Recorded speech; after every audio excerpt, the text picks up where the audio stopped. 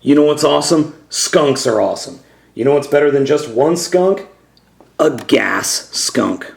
Now, gas skunk comes to us from the tail end of the Transmetal 2 Beast Wars series, and then was repainted again in Robots in Disguise. Now, I do have a lot of trouble posing this guy, since in skunk form, he is horrifically top-heavy, but he does look very cool. He does have an articulated tail for use in this mode, and you can get it into some interesting poses, though nothing I ever pose looks quite right. As a skunk, though, it kind of works. A little bit.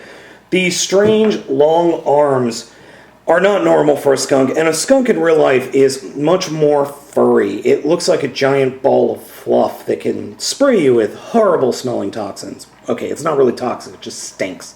So, let's go ahead and take a look at the transformation.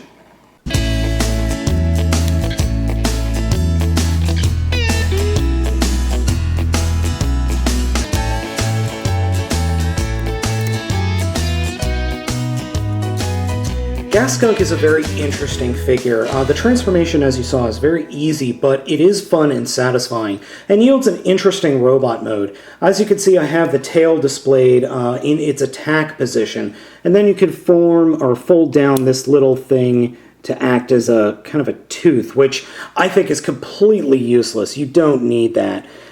His crystal is shown on the right shoulder, or I'm sorry, upper forearm, and he does have quite a bit of a backpack. The entire rear of the skunk, or the back part of the skunk, forms his backpack. So he does suffer from a little bit of top heaviness, especially with that tail coming off the back of his head.